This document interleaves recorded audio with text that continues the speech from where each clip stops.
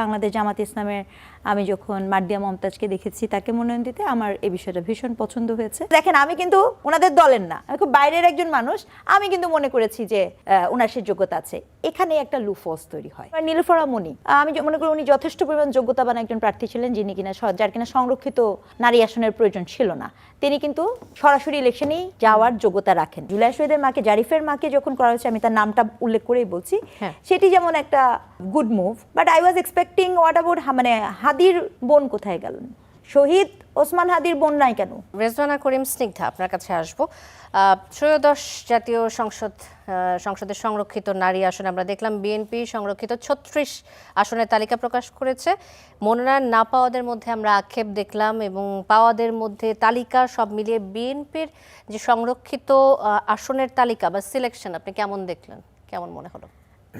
আপনাকে অনেক ধন্যবাদ শালীন, সহ আলোচককে শুভেচ্ছা। প্রথম কথা হচ্ছে যে আমি শুধু বিএনপি কেন, আমি আসলে সংরক্ষিত যে নারী আসনটিতে নারীদের বেশ কিছু নাম, সেটি ধরেন বাংলাদেশ বিএনপি জাতীয়তাবাদীর ক্ষেত্রে ধরেন নীলুফারা মনি, তারপরে ওখানে ইসের সময় মুন্নি আপা, তারপরে আমার যতক্ষণ আর্লি, তারপরে মানসুরা, যিনি কিনা ওই ইসের একদম ছাত্র দল করে এসে ওই সময়টাতে একদম রাস্তায় থেকে আন্দোলন করে এসছেন।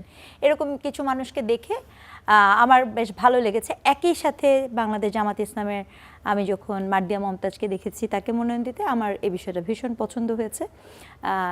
এবং আমি মনিরা শারমিন, তার এনসিপি থেকে সম্ভবত তারই হয়েছে, সেটিও আমি ব্যক্তিগতভাবে পছন্দ করেছি। কারণ আমি মনে করি যে নামগুলো আমি আপনাকে নিলাম, আমি মনে করি এই নামগুলো আসলে সংরক্ষিত আসনে আসার কথা ছিল না। এই নামগুলো সরাসরি ইসেতে যেতে পারতো। দেখেন, এটা কিন্তু আমার মতামত। একটু আগে আমার ভাই যেরকম বলেন না, ওনাদের যে সিলেকশন প্রক্রিয়া বা কিছু, আপনি জামাতের সিলেকশনের কথা বলছেন? আমি কিন্তু মার্দিয়া মমতাজের কথা বলেছি, মানে আমি ওভারঅল সবই বলছি, মানে আমি কিন্তু তিনটা পার্টিকে অ্যাকনলেজ করে কথা বলেছি। এনসিপির মনিরা শারমিন বলেন, জামাত ইসলামের মার্দিয়া মমতাজ বলেন, বিএনপির নীলুফারা চৌধুরী মনি, মুন্নিয়াপা, শার্লি, এবং আরো যে নাম কথা বললাম আর্লি, হ্যাঁ তানজিনা তুলি। হ্যাঁ, এই যে নামগুলো আপনি দেখতে পাচ্ছেন না, এখানে তুলি আপা তো ইলেকশন করেছেন এবং উনি জিততে পারেন নাই ব্যারিস্টার আরমানের সাথে, কিন্তু মনে করেন নীলুফারা মনি, আমি মনে করি উনি যথেষ্ট পরিমাণ যোগ্যতাবান একজন প্রার্থী ছিলেন, যিনি কিনা যার কিনা সংরক্ষিত নারী আসনের প্রয়োজন ছিল না।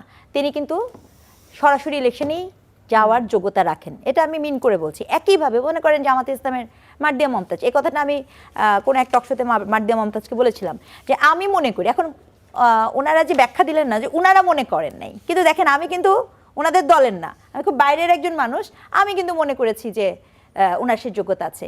এখানে একটা লুফস তৈরি হয়, মানে একজন সাধারণ মানুষের জায়গা থেকেও কিন্তু আপনি তো এখানে সংসদে কাকে পাঠাচ্ছি? আমি জনপ্রতিনিধিতে পাঠাচ্ছি। সংসদে কিন্তু আমি কোনো সিলেক্টিভ পিপলকে পাঠাই না, আমি কিন্তু সেই মানুষটাকে দেখতে চাই যে মানুষটাকে আমি মনে করছি, যদিও আমার এখানে মতের অনেক ভিন্নতা থাকতে পারে। মানে এই যতগুলো নাম নিলাম, এখানে কোনো আমার কিন্তু এমন না যে তাদের সকল মতের সাথে আমি একমত, কিন্তু আমি বলেছি যখন আমি ওমেন এম্পাওয়ারমেন্টের কথা বলি, যখন আমি নারীকে দেখতে চাই যে একজন একটা জায়গায় এমন জায়গায় দেখতে চাই যেখানে তারা জনপ্রতিনিধিত্বের ভাষায় কথা বলেন, আমাদের চোখে কিন্তু মনে হয় যে এরকম অনেক মানুষই আছে। কিন্তু আপনি যখন এটা এইভাবে সিলেকশন প্রক্রিয়াতে যাবেন, তখন তাদের কাছে যদি না মনে হয়, তাহলে এটা তো তাদের বিবেচনা, আমি জনগণের, আমাদের বিবেচনার তো কোনো তাহলে মূল্যায়ন থাকলো না। এটা একটা লুফলস দেখাচ্ছি। আবার মনে করেন বিএনপির ক্ষেত্রে এরকম তারা মনোনয়ন দিচ্ছে, এই মনোনয়নের ক্ষেত্রে আপনার এমন অনেক প্রার্থী আছেন, যেহেতু তাদের আসলে প্রার্থীর আবার সংকট নাই, ওভারফ্লো, হয়তোবা তারা যেভাবে ওখান থেকে প্রার্থী বাছাই করা নিয়ে তাদের মধ্যে দ্বন্দ্ব তৈরি হতে পারে বা অনেক কিছু হতে পারে, সেটা হয়তোবা বাংলাদেশ জামাত ইসলামের তো সিস্টেমেটিকভাবেই সুযোগ ছিল না, কারণ এখানে তো আসলে মনোনয়নপত্রও বিক্রি করা হয়নি, আর এসে কেউ ইন্টারভিউ দেয়নি, তাই না?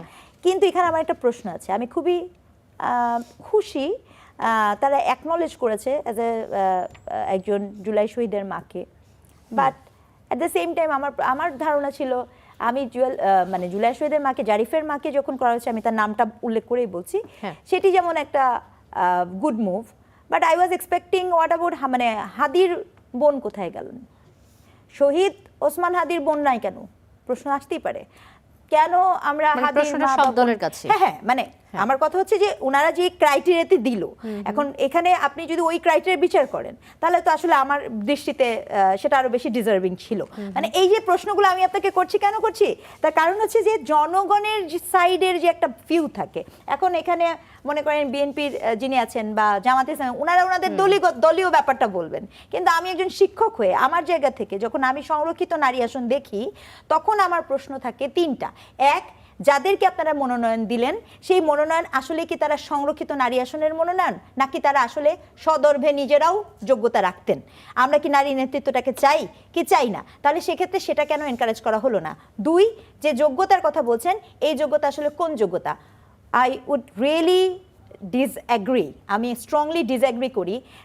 যেমন মনে করেন অনেক মানুষ অনেক শিক্ষিত হতে পারেন, অনেক মানুষ অনেক শিক্ষিত হওয়ার অর্থ কিন্তু তিনি ভালো নেতৃত্ব প্রদান করবেন তা কিন্তু আমাদের পড়াশোনা বলে না। নেতৃত্বের গুণাবলী কিন্তু খুব ভিন্ন, এটা কিন্তু খুব গুরুত্বপূর্ণ, ঠিক আছে? আবার আপনি একেবারেই শিক্ষিত হবেন না, সেটাও কোনো যোগ্যতা না। যেমন মনে করেন আপনি যদি এখন শিক্ষিতই করেন, কেন এই সংসদে কি এরকম মানুষ নাই যার ওই অর্থে শিক্ষাগত যোগ্যতা নাই? তাহলে আপনি সংরক্ষিত নারী আসনের সময় হঠাৎ করে ওই শিক্ষাগত যোগ্যতাকে এত উপরে তুলছেন কেন? জি, ধন্যবাদ। আবার আসবো রেজওয়ানা করিম স্নিগ্ধা।